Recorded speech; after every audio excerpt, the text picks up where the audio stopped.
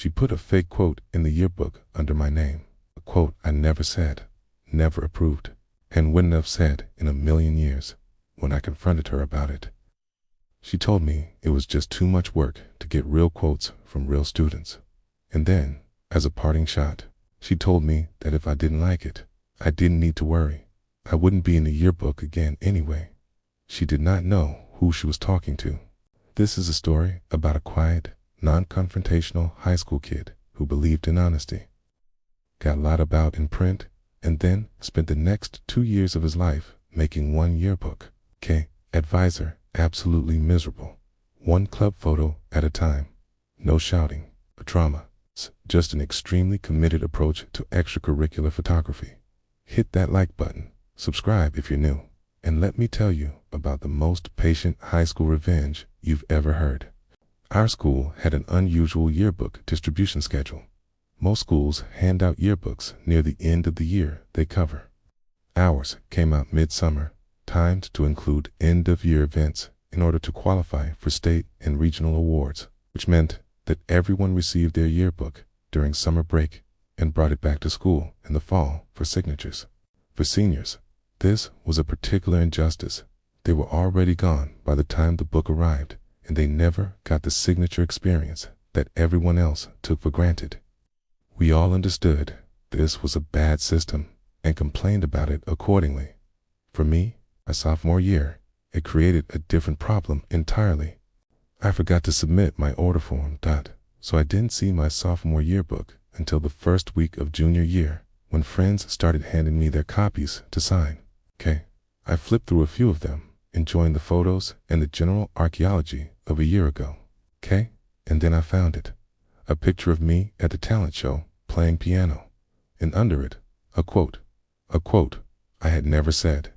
It was something like, I was really nervous before going out on stage, but when I heard the applause, it was all worth it. I want to be fair to this quote. It's not a terrible thing to say. It's perfectly pleasant. If someone had actually said it, it would have been a fine thing to include in a yearbook. I had not said it. I would not have said it. Not because it was embarrassing exactly, but because it was the kind of earnest, tidy sentiment that I, even at 15, would have found a little too neat to say out loud. It didn't sound like me. It sounded like what someone who didn't know me thought I might say. It's invented for the sake of having something to fill the space. What bothered me most wasn't the dorky quality of the quote. It was the lie of it. I was a pretty idealistic kid at that point, still operating on the assumption that honesty mattered, and that people, especially adults, in positions of authority generally try to get things right. The idea that someone had just made up a quote and attributed it to me, and that it was now printed in a document that would exist forever, sat very badly with me. Under normal circumstances, I might have let it go. I was quiet and conflict-averse by nature. If I'd received the yearbook in July, I probably would have had enough time to settle down, accept it as a minor annoyance, and move on. But I found out in the first week of school, while I was still in my feelings about it, which meant I was at school, which meant the yearbook advisor was 40 feet away. I went to talk to her. I was calm and direct. I told her it looked like students were fabricating quotes for the yearbook, and I showed her the one attributed to me. I wasn't accusatory. I genuinely hoped she might not know that this was something a student had done without her awareness, and that she'd reassure me it would be addressed. Instead, she told me she knew about it. She had approved it because it was, in her words, too hard and too much work to get actual quotes from actual teenagers. I absorbed this. The yearbook advisor, the person responsible for an accurate, honest record of the school year, had decided that accuracy and honesty were optional features when they required effort. She had decided that putting made-up words in students' mouths was an acceptable shortcut. I told her I found this to be a problem. She gave me a look that communicated very efficiently that she did not find me to be a problem she was particularly concerned about. And then, as I was leaving, she offered me her parting shot. If you don't want to be quoted in the yearbook, don't worry about it.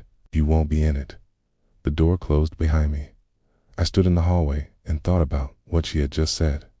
Let me walk through the logic of her threat, because it's important. She had two kinds of photos at her disposal. Candid photos, pictures taken at events, in the hallways, during activities which required someone to happen to photograph you and choose to include the shot. Posed, official photos, club pictures, team pictures. It's the organized group shots that ran in the clubs and organizations section of the book. Candid photos, she controlled completely. She decided I was never going to appear in a candid shot. I probably wasn't going to be in a candid shot. I could fight it, but it would be a difficult battle. I'd probably just look like a kid with an inflated sense of his own importance. Official club photos, she controlled the book, but she did not control who stood in them. This was the opening. I was already an involved kid. Student council, various clubs, activities across the school. For a lot of the official club photos, I was already a legitimate member. Showing up was just a matter of showing up. Then there were the clubs I had helped out with occasionally, volunteering for their events without being an official member.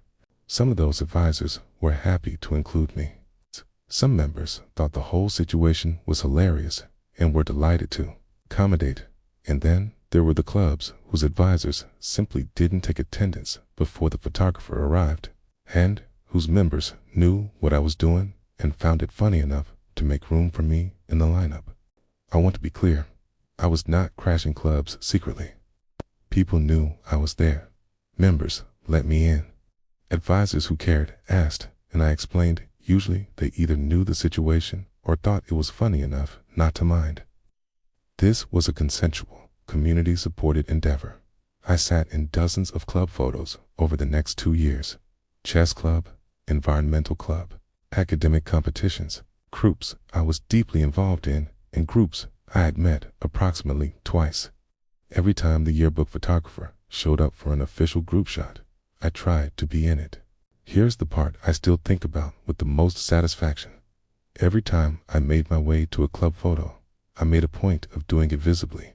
I would walk past a yearbook advisor or through her line of sight on my way to wherever the photo was being taken. I'd make eye contact, smile, and wave, sometimes a polite hello, Ms. X. Always a wave. She could not stop me. She knew she couldn't stop me. What was she going to do? Tell a student they couldn't be in the photo of a club they were standing in, remove me from a picture after the fact. She had no mechanism for any of it. The official photos were, by definition, official. I had every right to be in them, and she knew. Every time she saw me walking toward a bleacher lineup, exactly what was happening and exactly why. The look on her face, my friends described it as a lemon-sucking expression.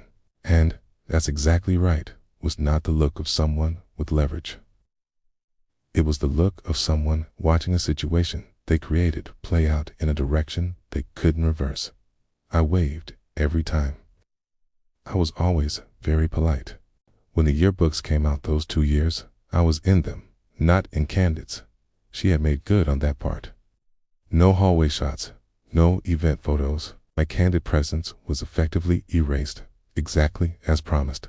But the clubs and organizations section was in dozens of photos across 2 years. Some of them I barely recognized the club. Some of them I was a core member. All of them were official, posed, legitimate group photographs that ran in the yearbook with my face in them. She had threatened to erase me. What she had actually done was handed me a 2-year project. Here's what I think about when I remember this story. She made her threat, thinking it would land on a quiet kid who would go away and not make trouble. And she was half right. I was a quiet kid. I didn't make trouble. I didn't fight her publicly. I didn't escalate to the principal. I didn't make it into a confrontation that would have been messy and uncertain. I just showed up, politely, repeatedly, in photographs. There's something almost philosophically perfect about the revenge, because it used exactly what she'd tried to take from me. She tried to erase my presence from the record. I made my presence in the record impossible to ignore. I did it through the one mechanism she couldn't touch, the official photographs that exist specifically because the school wants documentation that clubs and activities happened. She made the threat. The threat created the project. The project ran for 2 years. Kay waved the entire time. I think about the version of this story where I was less naive. If I'd been more cynical, more resigned, I would have shrugged at the fake quote and moved on. I would never have gone to talk to her. I would never have heard the threat. And 2 very enjoyable years of politely waving my way into club photos would never have happened. Sometimes the thing that makes you too idealistic to let something go is the exact quality that leads you somewhere better than acceptance. I was right that she was wrong. The revenge was a bonus. If this story gave you the deeply satisfying feeling of watching a petty threat completely backfire, smash that like button and drop a comment.